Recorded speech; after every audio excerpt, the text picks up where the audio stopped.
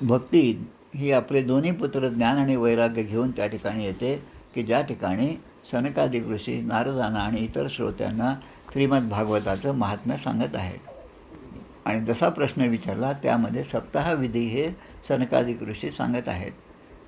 आणि या ठिकाणचं भक्तांच्या हृदयातील प्रेम, सनकादिक ऋषींचं सांगणं, महात्म्य सांगणं, हे सगळं पाहून भगवान जे आहेत ते सुद्धा आनंदी झाले आणि स्वतः भगवान त्या ठिकाणी आपलं स्थान सोडून त्या ठिकाणी आलेले आहेत.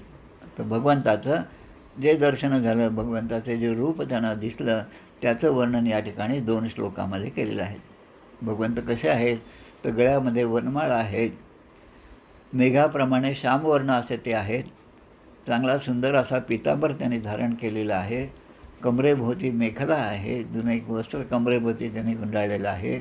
मस्तकावर छान मोरपीस आहे आणि मुकुट आहेत. कानामध्ये कुंडल तळपत आहेत आणि त्यांची मुद्रासुद्धा अत्यंत सुंदर आहे. वक्षस्थळावर कौस्तुभमणी विराजित आहे. शरीरावर हरिचंदनाचा लेप लावलेला आहे आणि कोटी मन्मथ म्हणजे कामदेवाचे सौंदर्य असणाऱ्या अशा भगवंताचं रूप आहे त्या ठिकाणी. आणि परमानंदाची परमसौख्याची एक चैतन्यमय मूस असलेले हे भगवंत समोर दिसत आहेत. मनमोहक असे मुरलीधर आहेत, त्यांनी मुरली धारण केलेले आहेत आणि अशा भगवंताने त्या ठिकाणी येऊन आपल्या भक्तांच्या हृदयात भगवंताने प्रवेश केलेला आहे. असं ते भगवंताचं रूप त्या ठिकाणी सगळ्याला दर्शन झालेले आहे. कथा समानम भुवि नास्ति चान्यत, या भगवंताच्या कथेसारखं दुसरं काहीच जगामध्ये नाही. कारण कलियुगामध्ये चित्तशुद्धीसाठी या मृत्यूलोकामध्ये आपल्याला पापसंचय जो आहे तो नाहीसा करायचा असेल तर तो पापसंचय कशाने नाश होतो त्याच्या बरोबरीचं, या भागवताच्या बरोबरीचं दुसरं तिसरं कुठलंही साधन नाही. कथाश्रवणाने, आता प्रश्न विचारला, या कथाश्रवणाने कोण कोण पवित्र होतात, त्याचं उत्तर देतात. कुमाराः ऊचू, म्हणजे सनकादिक ऋषी हे 4 कुमार जे आहेत, जे दिसायला 5 वर्षाचे दिसतात पण आपल्या सगळ्या पूर्वजांचंही पूर्वज, बापाचंही बाप म्हणल्यासारखं असं त्यांचं ते स्थान आहे. ते स्वतः सांगतात की जो नेहमी पापकर्म करतो, अगदी लक्षात घ्या, जो नेहमी पापकर्म करतो, दुराचरणामध्ये नेहमी तत्पर आहे, सदाचरणाकडे त्याचं लक्ष नाही, पण दुराचरणामध्ये जो प्रवीण आहे आणि जे वाममार्गाने जाणारे आहेत आणि क्रोधाग्नीने जे संतप्त आहेत, तप्त आहेत, क्रोधाग्नी म्हणजे नेहमी क्रोध ज्यांच्या मनामध्ये, ज्यांच्या वागणुकीमध्ये, ज्यांच्या वाणीमध्ये, ज्यांच्या आचरणामध्ये असतो असे, किंवा कपटी आणि कामातूर असे आहेत, ते सुद्धा या कथा सप्ताहाची कथाश्रवणाने पवित्र होतात. पंचमहापाप सांगितलेले आहेत आपल्या शास्त्रामध्ये. ते पंचमहापाप कोणते, तर मद्यपान पहिलं, त्यानंतर ब्राह्मणाची हत्या, यावर सुद्धा कथा पुढे आपल्याला या श्रीमद भागवतामध्ये येणार आहेत. त्यानंतर सुवर्णाची चोरी, सोनं म्हणजे ज्यामध्ये सगळ्यांचंच आकर्षण असतं, त्या सोन्याची चोरी करणारे, हे पाप करणारे. त्यानंतर गुरुस्त्री गमन आणि विश्वासघात, हे जे करतात ते पंचमहापाप आहेत. असे पंचमहापाप करणारे सुद्धा या कथाश्रवणाने पवित्र होतात. कपटी, ढोंगी, क्रूर, ब्राह्मणाचे धन घेऊन श्रीमंती प्राप्त झालेले जे आहेत ते सुद्धा यामध्ये पुण्य प्राप्त करतात. धूर्त, हट्टाने नेहमी आपल्या मन, वाणी आणि शरीर म्हणजे आपल्या इंद्रियाने पापकर्म करणारे, हे सुद्धा या ठिकाणी पवित्र होतात. आता असं विचारनंतर लगेच प्रश्न येतो की असं कोणी झालं का? जसं एखादी चांगली गोष्ट जेव्हा सांगतो तेव्हा आपण म्हणतो हे तुम्ही सांगितलं ते बरोबर आहे, पण मला तुम्ही सांगा की असा एखादा अनुभव आलेला आहे का, असा एखादा दृष्टांत तुम्ही देऊ शकता का? तेव्हा सनकादिक ऋषी सांगायला सुरुवात करतात की आता मी एक प्राचीन इतिहास तुम्हाला सांगतो. आता हा इतिहास कोणता, तो लक्षात घ्या. यश श्रवण मात्रेण पापहानी प्रजायते, की ज्याच्या श्रवणमात्राने सगळ्या पापांचा नाश होतो, अशी कथा मला सांगा. असं जेव्हा सगळे श्रोते विचारतात तेव्हा सनकादिक ऋषी त्या ठिकाणी ही कथा सांगायला सुरुवात करतात. हेच गोकर्णाचं उपाख्यान या श्रीमद भागवताच्या महात्म्यामध्ये आहे, जे खूपच सुंदर आहे आणि खूप चांगल्या प्रकारचा बोध घेण्यासारखं हे आख्यान आहे. तुंगभद्रा तटे पूर्वं भूतपत्तनम उत्तमं यत्रा वर्णाः स्वधर्मेण सत्कर्म तत्पराः. तुंगभद्रा नदीच्या तटाकी ते गाव आहे, सगळ्यात श्रेष्ठ असं ते गाव आहे. आणि त्या गावाचे वैशिष्ट्य असं की त्या गावामध्ये असणारे सर्व लोक आपापल्या धर्माप्रमाणे आचरण करणारे आहेत. ब्राह्मण असतील तर ते रोज आपलं ब्रह्मकर्म जे आहे ते अगदी निष्ठेने करत आहेत. क्षत्रिय असतील ते सगळ्या नगराचं रक्षण करणारे आहेत.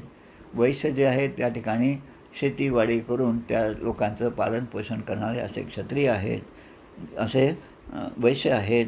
आणि जे चौथ्या वर्णाचे आहेत त्यांनी या सगळ्या पहिल्या तिन्ही वर्णांची सेवा करण्यामध्ये ते तत्पर असे आहेत. आणि गुण्यागोविंदाने त्या गावामध्ये ते सगळे राहणारे आहेत.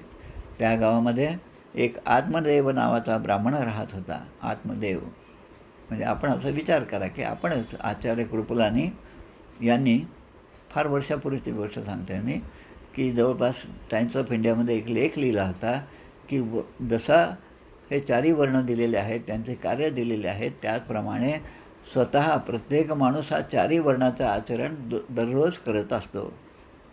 ब्राह्मण, क्षत्रिय, वैश्य आणि शूद्र या चारही प्रकारचे आचरण प्रत्येकाकडून रोज होत असतं. अशा प्रकारचा एक खूप छान लेख होता. मी कॉलेजमध्ये असताना तो वाचला होता आचार्य कृपलानी. हा आत्मदेव जो ब्राह्मण होता तो चांगल्या वेदांचा जाणकार होता. चारही वेद जे आहे ते मुखोद्गत होते आणि त्याचा मुखोद्गत असणं हा भाग वेगळा आणि ते आचरणात आणणं हा दुसरा भाग त्याचा महत्त्वाचा. पण त्याचा तो जाणकार होता. अनेक उपनिषदांचा अभ्यास त्याचा झालेला होता आणि आपल्या कर्मामध्ये ब्राह्मणाचे जी कर्म आहे त्या सगळ्या कर्मांमध्ये तो एक निपुण असा ब्राह्मण होता. आता त्याची पत्नी जी होती तिचं नाव धुंदली. ही कथा आहे सगळी या ठिकाणी. ती कशी होती त्याचं वर्णन करतात. कुलीन होती, सुंदर होती, पण तिच्यामध्ये लोकांची निंदा करण्यामध्ये मात्र तिला आनंद होता. स्वभावाने मात्र क्रूर होती, भांडखोर होती आणि कंजूस होती. पाहता ते आपण म्हणजे विनोदाने सांगतो की मुलीसाठी मुलगा पाहिला, मुलगा खूप चांगला आहे, पण ते समोरचा सांगणारा जो मध्यस्थी असतो तो सांगतो मुलगा खूप चांगला आहे, पण कधी कधी तो बसून पत्ते खेळतो. आता असं म्हणल्यानंतर आपलं मन लगेच थोडंसं नाराज होतं. नाही तसं रोज नाही, पण कधीतरी मित्रमंडळी भेटल्यावर ते पत्ते खेळतात. पुन्हा मग तो हळूहळू सांगायला सुरुवात करतो, मुलांचं गुणवर्णन करतो. ते सांगितल्यावर म्हणतो कधी कधी मद्यपान करतो. असं म्हटल्यानंतर आपण जसे नाराज होत जातो तसं या धुंदलीचं जे आहे ते सगळं तिचा स्वभावाचं वर्णन या ठिकाणी केलेलं आहे. ती लोकांची निंदा करण्यामध्ये मात्र तिला आनंद आहे आणि भांडण्यामध्ये तर भांडखोर आहे, कंजूस मात्र खूप आहे. आणि तरीही आत्मदेवाबरोबर सुखाने त्यांचा संसार चालू आहे. म्हणजे काही ना काही ॲडजस्टमेंट ही दोघांनाही करावं लागते, तेव्हा तो संसार सुरू असतो. पण संसार कितीही चांगला असला तरी त्यामध्ये दुःख जे आहे ते येणारच आहेत. म्हणून जन्मभयाचा डोंगर चढेना ऐसा समर्थांनी 3ऱ्या दशकामध्ये जे वर्णन केलेलं आहे पहिल्या 4-5 समासामध्ये ते वर्णन सगळीकडेच आपल्याला पाहायला मिळतं. कुलीन आहे, सुंदर आहे, पण स्वभावाने क्रूर आहे. आता एवढं सगळं धन आहे, वैभव आहे, सगळं आहे त्यांच्याकडे. आत्मदेव सगळ्या वेदांचा जाणकार आहे. एवढं सगळं चांगलं ब्राह्मणाचं कर्म करणारा आत्मदेव आहे, पण त्यांच्या संसारामध्ये संतान सुख नव्हते. आत्तापर्यंत एकही मूल झालेलं नसल्यामुळे त्यांना ते दुःख मात्र अखंडपणे सलत होतं. आता आपल्याला मूल व्हावं म्हणून जसा माणूस 4 ठिकाणी फिरतो, लोक सांगतील त्याप्रमाणे आचरण करतो, जे व्रत असतील ते व्रत आचरण करतो. या व्रताने तुम्हाला हा फायदा होईल, तुम्हाला मुलगा होईल असं जेव्हा सांगतात तेव्हा जे निपुत्रिक असतात ते त्या मार्गाने जाण्याचा प्रयत्न करतात. तसं या ठिकाणी या दोघांनी मिळून आपलं जे धन होतं, वैभव होतं ते हळूहळू गरिबांना द्यायला सुरुवात केली. घरच्या गायी होत्या, त्या गायीसुद्धा दुसऱ्यांना द्यायला सुरुवात केली. गायी दान दिले, गोदान केलं. त्यानंतर जी जमीन होती ती जमीनसुद्धा ब्राह्मणांना दान करायला सुरुवात केली. आपलं धन होतं ते सुद्धा धन लुटलं. सुवर्ण होतं घरामध्ये जे काही होतं ते सुद्धा काही ना काही प्रसंगी, चांगल्या प्रसंगी ब्राह्मणांना बोलून ते दानसुद्धा, सुवर्णदानसुद्धा त्यांनी केलेलं आहे. क्वचित प्रसंगी वस्त्रदानसुद्धा ते करत होते. आणि एवढं असूनसुद्धा त्यांच्या ठिकाणी पुत्रप्राप्ती मात्र त्यांना होत नव्हती. त्यांना खूप त्याबद्दलचं वाईट वाटायचं. पण आत्मदेवाने दुःखी मनाने आपल्या घराचा त्याग केला. आता घर सोडून तो निघून जायचा विचार त्याच्या मनामध्ये आला. धुंदिली मात्र आपल्या त्या संसारामध्ये जसा स्वभाव होता त्याच्या स्वभावाने ती राहत होती.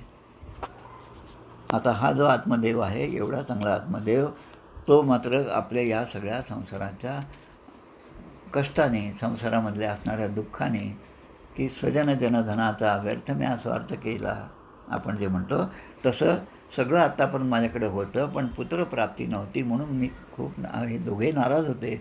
पण आत्मदेव जास्त नाराज होता, कारण त्यामध्ये काही सुख नाही हे त्याच्या लक्षात आलं. म्हणून तो वनामध्ये गेला आणि त्या ठिकाणी दिवसभर फिरत असल्यामुळे वणवण भटकत होता. एक तळं होतं, म्हणून त्या तळ्याच्या काठी जाऊन तिथलं पाणी प्यावं म्हणून त्याने विचार केला आणि तो पाणी पिऊन त्या ठिकाणी शांत असा बसलेला आहे. मनामध्ये चिंता खूप आहे आणि त्यामध्ये त्याच्या ठिकाणी त्याला असं दिसलं की त्या ठिकाणी एक साधू जे आहे, सत्पुरुष जो आहे, संन्यासी जो आहे, ते त्या ठिकाणी ब्राह्मण आलेले आहेत. म्हणून त्या आत्मदेवाने त्यांना जाऊन त्यांचंसुद्धा पाणी पिऊन झालं आणि ते शांतपणे बसलेले आहेत असं पाहिल्यावर आत्मदेव त्या ठिकाणी गेला. आत्मदेवाने विचार केला, या आत्मदेवाने, की या साधूच्या आशीर्वादाने तरी आपल्याला मूल होईल, म्हणून त्या ठिकाणी जाऊन साधूने त्यांचे पाय धरले आणि त्या संन्यासाने कथम रोदिशी विप्रत्वाम काते चिंता बलीयसी वदत्वम सत्वरम मह्यम स्वस्य दुःखस्य कारणम. त्याने विचारायला सुरुवात केली, तू असा का रडतोस? चांगला ब्राह्मण दिसतो, चेहऱ्यावर तेज आहे, ब्रह्मवेत्ता आहेस, मग एवढी तुला चिंता का आहे? चिंताग्रस्त का आहेस? तुझ्या दुःखाचं कारण काय?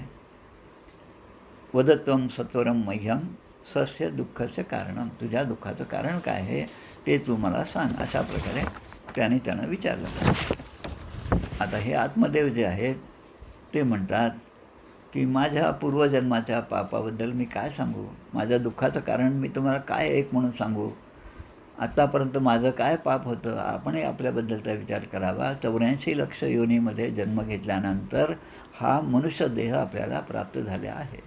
आत्तापर्यंतच्या आयुष्यामध्ये आपण काय काय पाप केलं, काय काय पुण्य केलं, याचा विसरसुद्धा आपल्याला या ठिकाणी मायेमुळे तो विसर झाला आणि या ठिकाणी आपला जन्म झाला. आईच्या गर्भात असताना ही सगळी जाण होती, पण त्यापासून जेव्हा आपण जन्म झाला, बाहेर आलो, तेव्हा ते सगळं आपण विसरलो आणि या मायेमध्ये पुन्हा गुरफटल्या गेलो. कोणत्या जन्मी आपण कोणतं पाप केलं हे आपल्याला सांगता येत नाही. तो आत्मदेव सांगू लागला की मी माझ्या पितरांना जल अर्पण केलं, अर्घ्य दिला, तर ते माझ्या मनामध्ये ही सगळी चिंता असल्यामुळे ते पाणीसुद्धा गरम होत होतं. ते पाणी गरम पाणी असलेलं की माझ्या श्वासामध्ये सुद्धा ती उष्णता होती, त्यामुळे ते पाणी गरम झाल्यामुळे ते कोमट पाणी माझे पितर स्वीकारतात आणि त्यांनासुद्धा खरं म्हणजे दुःखच होत असेल.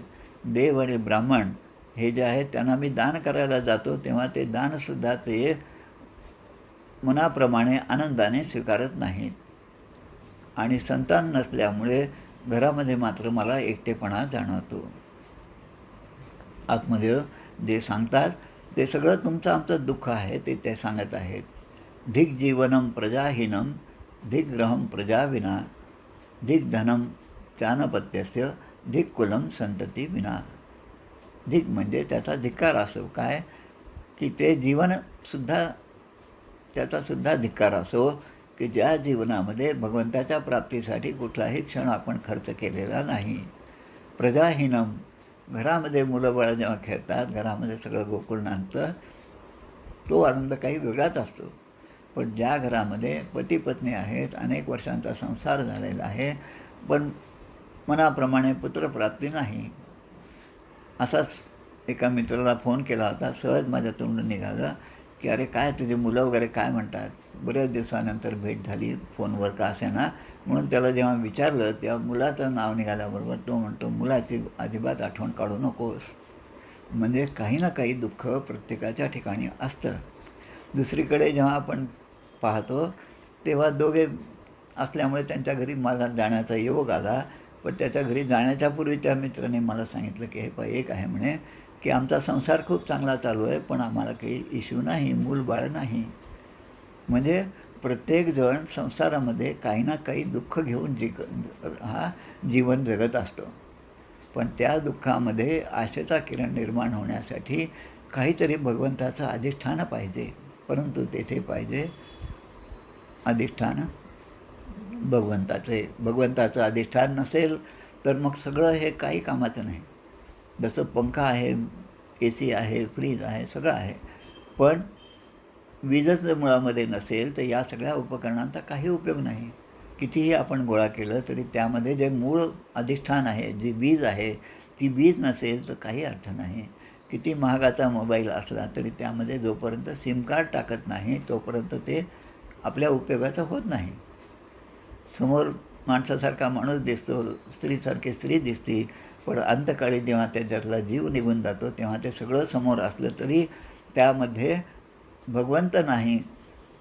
आणि त्यामुळे त्याची विल्हेवाट आपल्याला लगेच जशी करावी लागते तसं भगवंताशिवाय असणारं प्रत्येक कर्म, भगवंताच्या स्मरणाचं विस्मरण झालेलं प्रत्येक कर्म आहे, तर ते सुद्धा आपल्याला त्याचासुद्धा आपल्याला आपलं हे बंद करा कृपया. धिग्जीवनम प्रजाहीनम धिग्रहम प्रजाविना. राजा आहे, सगळं आहे, पण उपभोग घ्यायचा राज्याचा, पण आपल्याबरोबर काही सैन्यच नसेल तर मग काय उपयोग. जी अवस्था अर्जुनाची त्या धर्मयुद्धाच्या वेळेस झाली होती कुरुक्षेत्रावर, तीच अवस्था या ठिकाणी यांनी व्यक्त केली. धिग्धनम, पुष्कळ संपत्ती आहे, सगळं आहे, पण त्याला खाणारच कोणी नाही तर मग त्या संपत्तीचं काय होणार. न चापत्यस्य धिक्कुलम संतती विना. संतती नसेल तर असं आयुष्य होतं. संतानहीन जीवनाचा धिक्कार असो, अशा घराचा धिक्कार असो की ज्यामध्ये पुत्रपौत्र नाहीत. आता हे जे आहे तीच कथा आपण तिकडे पहा. टाकळीला समर्थांचं अनुष्ठान सुरू होतं 12 वर्षाचं, आणि त्या ठिकाणी समर्थ ध्यानात बसलेले आहेत. समोर कोणीतरी बाई आल्या आणि त्या पाया पडत आहेत. समर्थांनी डोळे मिटलेले आहेत. त्या बाईने नमस्कार करताना फक्त कोणीतरी स्वाष्णबाई आलेली आहे, नमस्कार करते आहे, आणि म्हणून समर्थाने आशीर्वाद दिला, अष्टपुत्रा सौभाग्यवती भव. आता ती बाई म्हणते की माझ्या पतीचं निधन झालेलं आहे, आता त्यांना स्मशानामध्ये घेऊन जाण्यासाठी मी आलेली आहे, पण जाताना तुमचा आशीर्वाद घ्यावा म्हणून मी या ठिकाणी प्रार्थना केली आहे.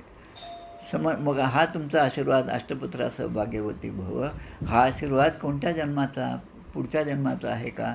या जन्माचा तर होऊ शकत नाही. ही कथा लक्षात घ्या. तिकडे ज्ञानेश्वरीचं लिखाणं सुरू करायचं म्हणून निवृत्तीनाथांची आज्ञा होती. ज्ञानेश्वर महाराज त्या ठिकाणी बसलेले आहेत.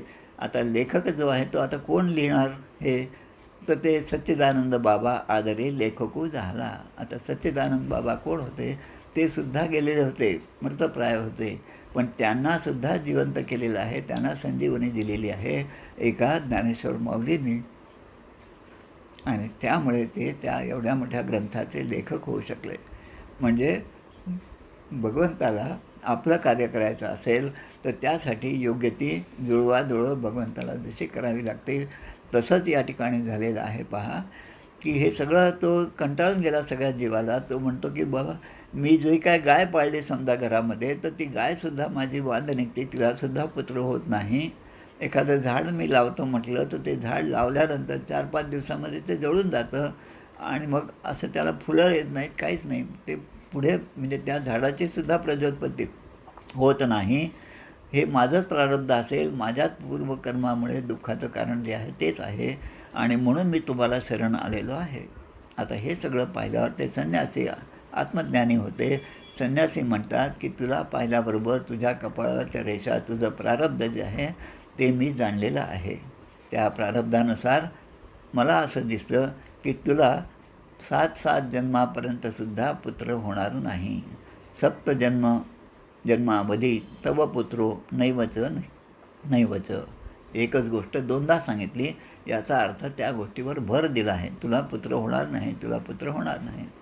आपण म्हणतो आपल्या गणपती अथर्वशीर्षामध्ये एक मंत्र आहे, ऋतम वच्मी सत्यम वच्मी. ऋतम म्हणजे सत्यच मी सांगत आहे असं 2दा म्हटलं.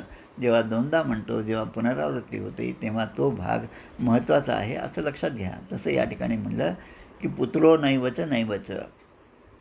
आता ते जे संन्यासी आहेत त्या ठिकाणी आलेले, ते आता काही उदाहरणं द्यायला सुरुवात केली त्यांनी, की त्याने उदाहरण दिलं ते राजा सगराचं. ज्या सगरामुळे आज आपण ह्या पृथ्वी तलावर गंगामाता आलेली आहे, प्रगट झालेली आहे, त्या सगरा राजाचं उदाहरण ते देतात. पुढे अंगराजा पण इतका चांगला प्रजापालन करणारा होता, पण त्याच्या पोटीसुद्धा वेणाचा जन्म झाला आहे. या सगळ्या कथा पुढे भागवतामध्ये येणार आहेत. अंग आणि वेन जो होता तो जन्म झाल्याबरोबर अशा प्रकारचा होता की ते सगळे जसे आपण आता या ठिकाणी धुंदकारीचं पाहणार आहोत, या धुंदलीच्या मुलाचं, तसंच त्याचं सुद्धा आहे. आणि त्यामुळे ते दुःखी झाले. म्हणजे ज्यांना मूल आहे ते सुद्धा दुःखी आहेत, ज्यांना मूलं नाहीत ते सुद्धा दुःखी आहेत. संसार हाच दुःख आहे. भयाचा डोंगर चढेना ऐसा. समर्थाने खूप चांगलं वर्णन या संसार वृक्षाचं केलेलं आहे. चित्रकेतूचंही पण उदाहरण दिलं आहे. पुढे भागवतामध्ये ही पुन्हा कथा येणार आहे. त्या चित्रकेतूला हजारो बायका होत्या, हजारो स्त्रिया होत्या, पण चित्रकेतूला जो मुलगा झाला तो ज्या पत्नीकडून झाला त्याबद्दलचा द्वेष मनात ठेवून इतर पत्नीने त्या पहिल्या पत्नीला, जिला मूल होणार होतं, तिला काहीतरी विष पाजलं आणि तिला मुलगा झाला. तो सुद्धा त्या ठिकाणी तो सगर म्हणजे गर म्हणजे विष, सगर राजा. ती कथानक पुढे येणार आहे. आता या ब्राह्मणाने हट्टच केला की काही करा पण मला पुत्र झाला पाहिजे. ब्राह्मणाचा तो हट्ट पाहिला आणि म्हणून या संन्यासाने त्याला एक फळ दिलं. आता हे फळ देणं आणि नंतर पुत्रप्राप्ती होणं हे सगळं दैवामध्ये आहे, त्या आत्मदेवाच्या नशिबामध्ये असेल. म्हणून अशा संन्यासाची भेट झाली आणि पुढे त्यांना पुत्र झाला. आता पुत्र झाला तर जसं आपण आनंद मानतो तसं त्या पुत्राचं काहीतरी पूर्वीचं जे काही पाप असेल, पुण्य असेल ते भोगण्यासाठी पुन्हा त्याचा जन्म होतो. जसं मी नेहमीच जे उदाहरण सांगतो त्या जेलमधल्याचं, की जोपर्यंत त्या कैद्याच्याकडून जे पाप त्याने घडलं असेल, जो गुन्हा त्याच्याकडून घडला असेल, त्याचं प्रायश्चित्त म्हणून त्या ठिकाणी जेलमध्ये राहून त्याला ते संपवावं लागतं आणि ते संपल्याशिवाय त्याची त्या ठिकाणाहून सुटका होत नाही. तसंच या जन्ममरणाच्या बाबतीमध्ये आहे की आपण केलेल्या पूर्वपापाचं परिमार्जन जोपर्यंत होत नाही तोपर्यंत या रहाटगाडग्यामध्ये पुन्हा पुन्हा आपल्याला जन्म घ्यावा लागतं आणि पुन्हा पुन्हा मरावं लागतं. हे अगदी सत्य आहे.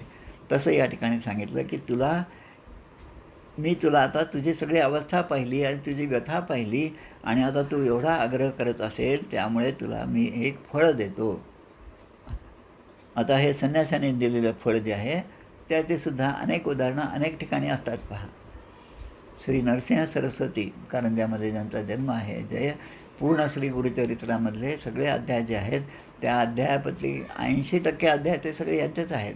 दत्तात्रयाचा फक्त जन्माचा भाग आहे आणि काही भाग श्रीपाद श्री वल्लभांचा आहे आणि पुढे सगळं जे कथानक आहे ते त्या नरसिंह सरस्वती गुरूंचं आहे, सद्गुरूंचं आहे. ते सुद्धा जेव्हा आपल्या भ्रमणामध्ये जातात तेव्हा एका घरी गेल्यानंतर ते पाहतात खूप दयनीय अशी अवस्था आहे. एक काहीतरी झाड आहे, त्याचे काय फळं येतील, ज्या काही शेंगा लागतील त्या शेंगा तोडायच्या आणि त्याच्यावरच उदरनिर्वाह करायचा, असं त्या घरातली परिस्थिती होती. पण ती परिस्थिती पाहून त्या सद्गुरूंना त्यांची दया आली आणि जे काही झाड असेल ते झाड जे आहे ते त्याने त्या ठिकाणाहून ते उपटून टाकलं. परिणाम काय झाला, जो काही उदरनिर्वाह होत होता तो सुद्धा बंद झाला. पण पुढे जेव्हा त्या ठिकाणी खणून पाहिलं तेव्हा सोन्याचे हंडे त्या ठिकाणी प्राप्त झाले.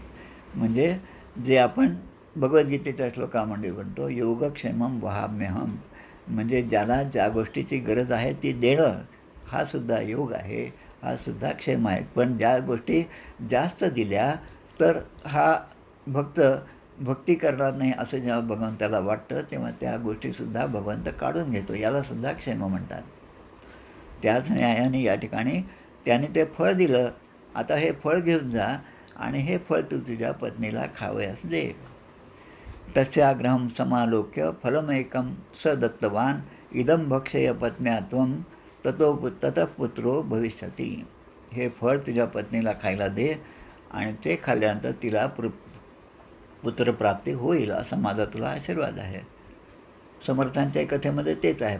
आशीर्वाद दिला आणि मग नंतर त्यांना जो पुत्र झाला तो पुत्र म्हणजे आपले उद्धव गोसावी आहेत. टाकळीला ज्यांचं मठ आहे, ज्या ठिकाणी गोमायाचा मारुती समर्थाने स्थापन केला समर्थ संप्रदायाचा हा पहिला मठपती उद्धव, ज्यांचं वय फक्त 5 वर्षाचं होतं, ते पहिला शिष्य, पहिला मठपती.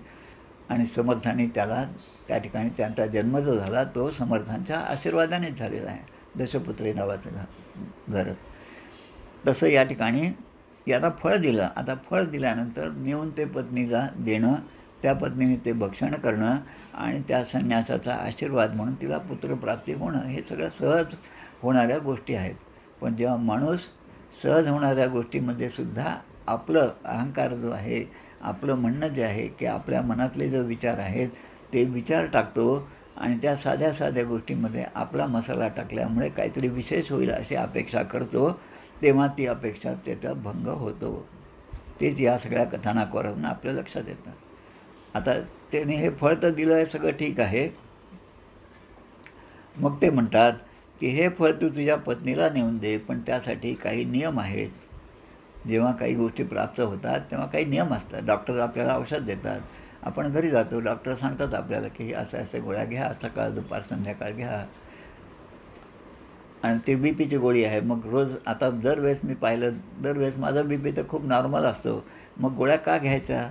तेव्हा डॉक्टर म्हणतात, अहो हे सगळ्या गोळ्या तुम्ही घेत आहात म्हणून तुमची तब्येत चांगली आहे. गोळ्या बंद केल्या तर तुमची तब्येत पुन्हा बिघडणार आहे. म्हणजे काहीतरी आशीर्वाद आहे म्हणून आपला संसार सुखाचा सुरू आहे. पण आता माझ्या कर्तृत्वामुळे माझा संसार सुखाचा आहे असं जेव्हा वाटायला लागतं, जेव्हा मी आणि माझी आईची आठवण हे जेव्हा माणसाच्या मनामध्ये येतं, तेव्हा समर्थ आपल्या माऊली सांगतात की मी माझी आईची आठवण विसरले जयाचे चित्त जाणं, तो संन्यासी जाणं निरंतर. म्हणजे मी आणि माझं हा जो भाव आहे, यस्य नाहं कृतो भावो, भगवद्गीतेमध्ये श्लोक आहे.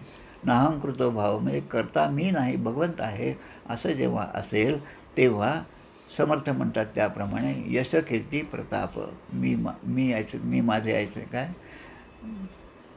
मी माझे म्हणते तरी त्याने तू दुःख पावायचं त्या. आणि भगवंत जर करताय असं जर म्हणलं तर तुला यश कीर्ती आणि प्रताप प्राप्त होणार आहे. तसं याने ते फळ नेलं. आपली पत्नी जी आहे तिचं नाव धुंदली आहे, तिला ते फळ दिलं आणि तिला सांगितलं की हे फळ घे आणि हे तू भक्षण कर. आता जे काय फळ असेल ते असेल. या फळाच्या बाबतीतसुद्धा साधू संतांची कितीतरी उदाहरणं देता येतील. आमच्या लोणीतले सद्गुरू श्री सखाराम महाराज, त्यांच्याकडे एक जोडपं आलं आणि त्यांची इच्छा होती की यांनी आपल्याला काहीतरी द्यावं. तेव्हा ते सखाराम महाराज त्याला एका ठिकाणी घेऊन जातात. एक मेलेलं कुत्रं त्या ठिकाणी असतं आणि महाराज म्हणतात या कुत्र्याला उचल आणि तुझ्या घोंगडीमध्ये बांध आणि जा तुझ्या घरी, तुझ्या पत्नीला नेऊन दे. आता तो महाराज समोर आहेत, नाही म्हणवत नाही, भक्ती पण आहेत, पण अर्धवट अशा स्थितीत असल्यामुळे ते मेलेलं कुत्रं काय घरी घेऊन जायचं, लोक विचारले तर लोकांना मी काय सांगू असं विचार करतो. पण महाराज समोर असल्यामुळे ते कुत्रं घेतलं, आपल्या घोंगडीत बांधलं आणि आपल्या गावी निघून गेलं. पण जाता जाता पुन्हा हाच विचार मनामध्ये आला की फळ तर मिळालं आपल्याला, ते कुत्रं आहे मेलेले का असताना, पण महाराजांनी सांगितलं म्हणून आपण घरी घेऊन चाललो. पण शेवटी त्याचं प्रारब्ध, मनातले वाईट विचार जे आहेत, सद्गुरूंवरची निष्ठा कमी पडली, ते कुत्रं त्याने फेकून दिलं आणि तो घरी जाऊन पोचला. आणि जेव्हा घरी गेल्यानंतर त्याच्या पत्नीने पाहिलं, महाराजांकडे जाऊन आले का, महाराजांनी काय आशीर्वाद दिला, काही नाही दिलं, काही बोलला नाही बिचारा, कारण तो दुःखी झाला होता. महाराजांनी जे सांगितलं त्याच्या उलट कर्म त्याच्याकडून झालं होतं, म्हणून बोलण्यासारखं त्याच्याकडे काहीच नव्हतं. त्या पत्नीने ती घोंगडी जेव्हा झटकली तेव्हा तिला असं दिसलं की त्यामध्ये सोन्याच्या तारा आहेत आणि त्या चमकत आहेत. तिने काढून ते दाखवलं आपल्या नवऱ्याला. तेव्हा तो नवरा म्हणतो, अगं ते महाराजांनी कुत्रं दिलं होतं मेलेलं, मी रस्त्यामध्येच ते फेकून दिलं, त्याचे हे केस आहेत मध्ये. म्हणजे फळ मिळालं. आत्मदेवाची जी ही कथा आहे त्याचप्रमाणे ही कथा आपल्या सद्गुरू श्री सखाराम महाराजांच्या पोथीमध्ये झालेली आहे. अगदी जवळ हे लोणी ग्राम जे आहे त्या लोणीमधले हे महाराज होते. आत्ता 143-44 पुण्यतिथी त्यांची आता येणार आहे, कार्तिक वद्य चतुर्दशीच्या दिवशी. आता हा संन्यासी तर निघून गेला, आत्मदेवाने फळ घेतलं, बायकोला आणून दिलं, खायला सांगितलं आणि ते नियम पण सांगितले. काय नियम होते, तो वर्षभर सत्य आचरण कर. आता इथेच तर सगळं खटकलं त्या धुंदलीत. सत्याने वाग, पवित्र असं आपलं आचरण ठेव, दया आणि दान यांचं पण पालन करत जा. पण हे सगळं तिच्यासाठी फार अवघड होतं आणि वर्षभर एकाच प्रकारचं अन्न खाणं. आता ही 25 प्रकारचं अन्न खाणारी बाई, नेहमी दुसऱ्याशी भांडणं करणारी, सत्यापासून दूर असणारी, तर तिला हे सगळे नियम कसे परवडणार? आणि म्हणून ते फळ घेतलं. आता ती विचार करू लागली, आता हे जर मी फळ खाल्लं आणि मला जर गर्भ राहिला तर काय काय होईल असं ती विचार करते. ती म्हणते, हा जर गर्भ राहिला, माझं पोट मोठं होईल, गर्भ वाढत राहील, मग मला माझंच सगळं चालणं फिरणं सगळं बंद होईल, खाता पिता येणार नाही त्या गर्भामुळे, काही ना काही सगळ्या गोष्टीवर मला नियंत्रण ठेवावं लागेल, हे काही माझ्याकडून जमणार नाही. आता घरात मी एकटेच आहे, नवरा आहे, पण घरातली कामं मी कशी करू? आता तो जुना काळ आहे, गावामध्ये एखादी धाड पडली, चोर आले आणि सगळं लुटून न्यायला लागले, तर त्या चोरांच्या भीतीने सगळे लोक पळून जातील. पण मी गर्भवासी नसल्यामुळे मला पळतासुद्धा येणार नाही, असा ती विचार करू लागली. तेवढ्यामध्ये त्या धुंदुलीची बहीण त्या ठिकाणी आली. ती बहीण म्हणते, अरे हे फळ तू दिलं, आता बहीण बायका जमलं की काहीतरी डोकं चालवतात. तशी ती बहीण म्हणते की मी पण गर्भवती आहेस, तू काळजी करू नकोस, तू फक्त गर्भवती असल्याचं नाटक कर काही दिवस, आणि मला जो मुलगा होईल तो मी तुला आणून देईल. ती बहीण बिचारी, तिलाही बरेच मुलं होते, पण घरी गरिबी होती, धनाचा लोभ होता, म्हणून ती म्हणते की मी माझं मूल जे आहे ते तुला आणून देईल, पण तू मात्र एक कर की माझ्या नवऱ्याला तुझ्या नवऱ्यातर्फे काहीतरी धन दे, म्हणजे मग मी तुला हे मूल तुला आणून देईल. फलम अर्पय धन्वेतम परीक्षार्थम तू सांप्रतम तत्तद आचरितम सर्वम तथैव श्री स्वभावतः. श्री स्वभावाप्रमाणे तू एवढं कर, हे नाटक कर. आणि हे जे फळ दिलेलं आहे त्याचा आपल्याला जर प्रचिती पाहिजे असेल तुला, तर एक काम कर म्हणे, हे फळ तू तुझ्या घरातल्या गाईला खाऊ घाल. म्हणजे याला आपल्या क्रिमिनल कोडच्या भाषेमध्ये सेक्शन 34 म्हणतात. एक गुन्हा करायचा आणि त्या गुन्ह्यामध्ये दुसऱ्याने सहभागी व्हायचा, तर ते दोघेही तेवढेच गुन्हेगार असतात. तसं हिने सांगितलं, त्याप्रमाणे तिने केलं आणि ते फळ गाईला खाऊ घातलं. आता झालं. आता आत्मदेवाने परत विचारलं आपल्या पत्नीला, फळ दिलं होतं ते खाल्लं का तू? हो खाल्लं. एक खोटं सांगितलं. आता त्यासाठी आता सगळ्या गोष्टी आल्या मागे. 100 पुन्हा खोटं सांगायचं. आणि खोटं सांगताना काय होतं की आपण मागच्या वेळेस काय सांगितलं हे आपल्याला लक्षात ठेवावं लागतं, आणि मग आता पुढच्या वेळेस जेव्हा आपण सांगू ते आणि जुनं हे कॉन्ट्राडिक्ट होणार नाही यासाठी विचार करून बोलावं लागतं. पण जो सत्याच्या बाजूने चालणारच नाही, त्याच्या ठिकाणचा विचार गेलेला असतो, त्याच्या ठिकाणचा विवेक गेलेला असतो, आणि म्हणून अधिक चुका त्याच्याकडून होत असतात. तसं ती बहीण जी आहे, ती बहीण म्हणते, ती बहीण पुन्हा मग तिला पुत्र प्राप्त झाला, आणि पुत्र प्राप्त झाल्यानंतर त्या बहिणीने तो मुलगा हिच्याकडे आणून दिला, आणि हिने घरातले जे नवऱ्याचे पैसे होते त्या बहिणीच्या नवऱ्याला देऊन टाकले, आणि स्वतःला आता मुलगा झाला असं आत्मदेवाला सांगितलं.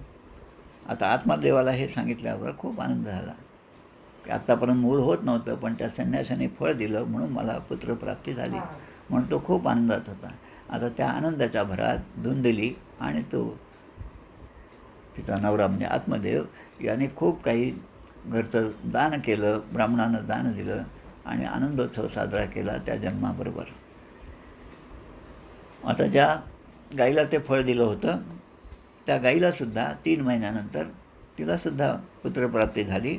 ते वासरू झालं, पण ते वासरू म्हणजे गाईच्या वासरासारखं नव्हतं, पण ते आपल्यासारखं, तुमच्या आमच्यासारखं मनुष्य रूपामध्ये होतं, पण गाईचा पुत्र असल्यामुळे फक्त त्याचे कान जे आहे ते गाईच्या कानासारखे होते. त्रिमासे निर्गते चाथ सा धेनू शुश्रूषवे अर्भकम सर्वांगसुंदरम दिव्यम निर्मलम कनकप्रभम. 3 महिन्यानंतर गाईला जो पुत्र झाला त्याचं नाव मात्र आता गोकर्ण असं नाव ठेवलं. आणि ही धुंदुली जी होती तिच्या मुलाचं नाव काय ठेवायचं म्हणून विचार करत गेले, आणि मग जी धुंदुली आहे म्हणून तिचं मुलगा म्हणजे धुंदुकारी असं त्याचं नाव ठेवलं. धुंदुली म्हणजे अस्पष्टपणा, माणसाला अंधुक जेव्हा दिसायला लागतं तेव्हा ते धुंदुली अवस्था आहे. माणसाला संसारामध्ये पाहण्याची जर दृष्टी चांगली नसेल तर त्याला सगळं ते म्हणजे काय म्हणतात धुक्यामध्ये जसं आपल्याला दिसतं विजिबिलिटी कमी होते. तसं त्या ठिकाणी झालं. अशी बुद्धी म्हणजे धुंदली. जी बुद्धी चांगला आणि वाईट याचा निवाडा करत नाही ती धुंदली अशी बुद्धी आहे. आणि मग तिचा पुत्र म्हणजे हा धुंदुकारी. आता या धुंदुकारीचं इकडे जन्म झाला, तिकडे त्या गोकर्णाचा जन्म झाला. 3 महिन्याचा दोघांचा फरक. आता पूर्वसंस्कारानुसार या सगळ्या गोष्टी घडतात. अंग जरी राजा चांगला असला तरी वेण कसा दुष्ट झाला ही सुद्धा कथा पुढे येणार आहे. तसा हा धुंदुकारी हा जन्मला.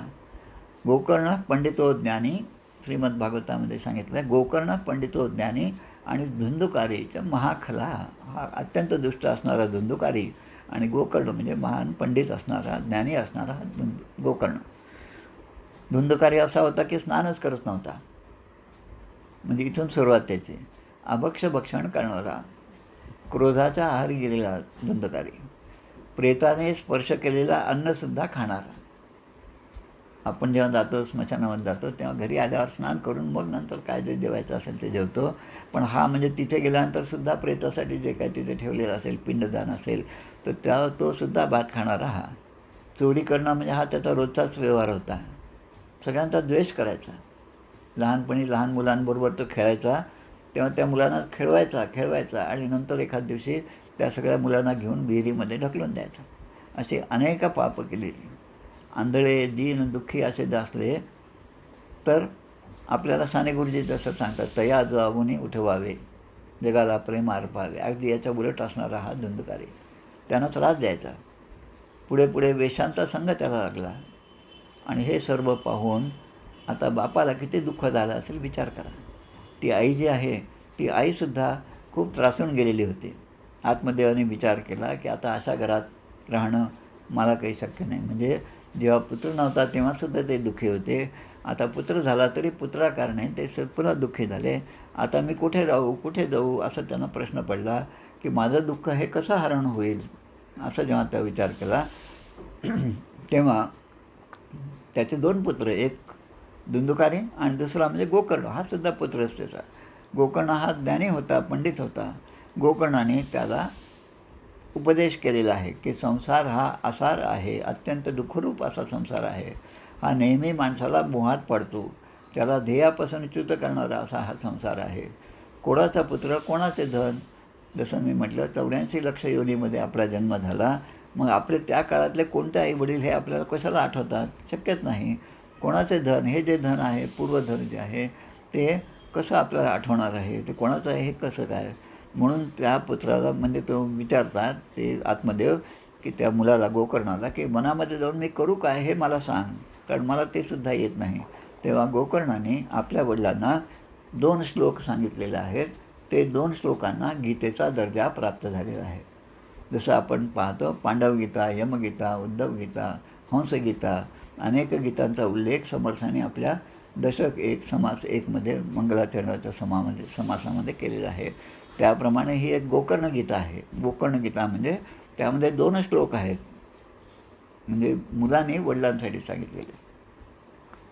देहेस्ति मांसरुधिरे अभिमतिं त्यजत्वं जायासुतादीषु सदा ममतां विमुंच पश्चानिशं जगदिदं क्षणभंगनिष्ठं वैराग्यरागरसिको भवभक्तिनिष्ठा आणि धर्मस् भजस्व तत्त्वं त्यजलोकधर्मान् सेवस्व साधू पुरुषान् देहि कामतृष्णां अन्यस्य दोषगुणचिंतनमाशु मुक्त्वा सेवा कथा रसमोहो नितरां पिबत्वम. असे 2 श्लोक आहेत. त्याचा अर्थ आपलं हे शरीर जे आहे ते हाडा मांसाचे आणि रक्ताचे कोठार आहे. हे सगळं आतमध्ये आहे आणि वर कातडीने ते सगळं शिवून टाकलेलं आहे, पॅकिंग तयार केलं.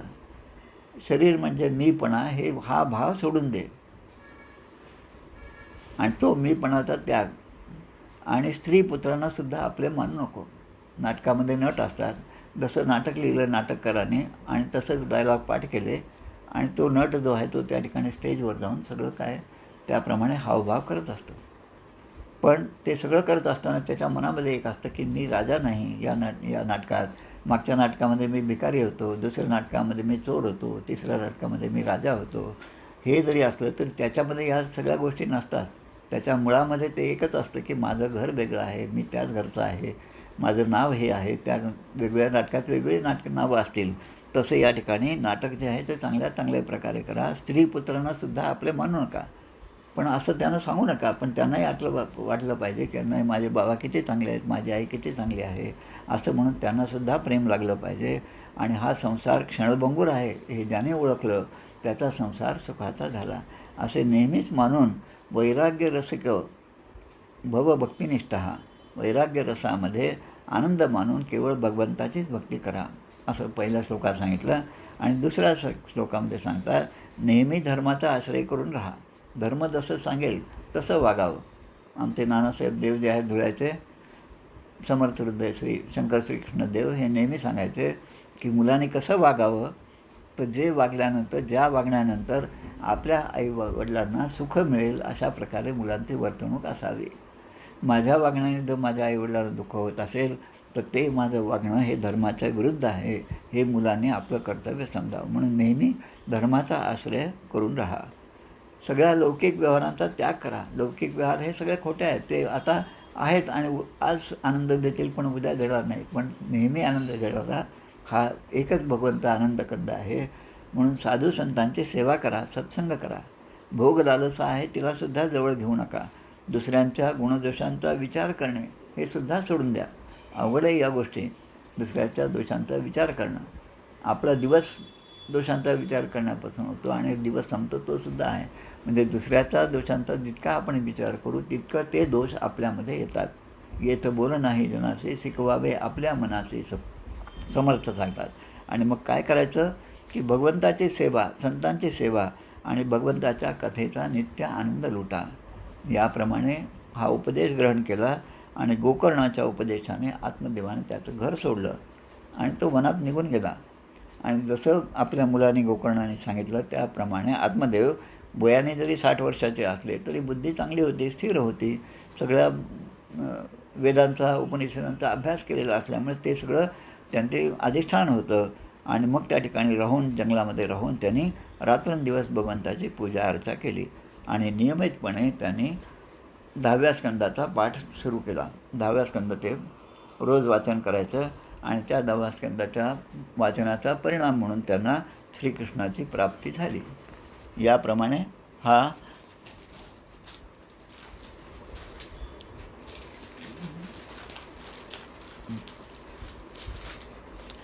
चौथा अध्याय या ठिकाणी समाप्त होत आहे. एक मिनिट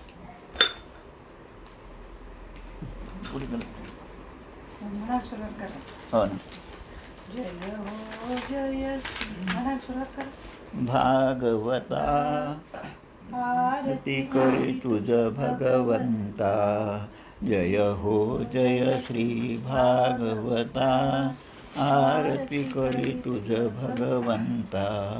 श्री शुकमुनीने परम भक्तीने नाना परीने गायले ज्या हरिचरिता, आरती करी तुझ भगवंता. जय हो जय श्री भागवता, आरती करी तुझ भगवंता. वेद तरुणचे मधुर फळ, साधुरसे जे सोज्वळ, आत्माराम मुनी अमर, सेवुनी करीती जन सफळ. महापर्वणी आली अवनी, की अगहरणी भवजलतरणी दे पतिता, आरती करी तुझ भगवंता.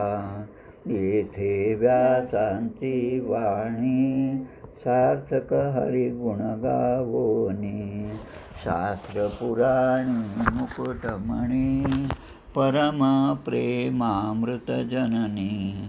सहज सेविता भाविक भक्ता, उदारदाता मोक्षतत्वता देहाता, आरती करी तुझ भगवंता. गमते जणू मानस तीर्थ, 12 सोपाने युक्त, निर्मल भक्ती जले भरित, विहरे हरिहंस चितेथ. श्लोक सुखमले संत अलिकुले, सेवुनी रमले भान विसरले रसपीता, आरती करी तुझ भगवंता. अपार महिमा संताचा वदवेना कोणासाचा मेवा कविवर संताचा प्राणची कीर्तनकाराचा जणू बोधाचा स्वयंप्रभेचा द्वादशकलीचा रवी अंतरीचा तमहर्ता आरती करी तुझ भगवंता ग्रंथ नव्हे हा श्रीकृष्ण गीते वेधी मन पूर्ण अनन्य होता या शरण खचित टळे जन्म मरण त्रिताप जाती चिरये शांती नाथ ही वदती रामपदी ठेवी माथा आरती करी तुझ भगवंता जय हो जय श्री भागवता आरती करी तुझ भगवंता गोपाल कृष्ण भगवान की जय जय जय रघुवीर समर्थ।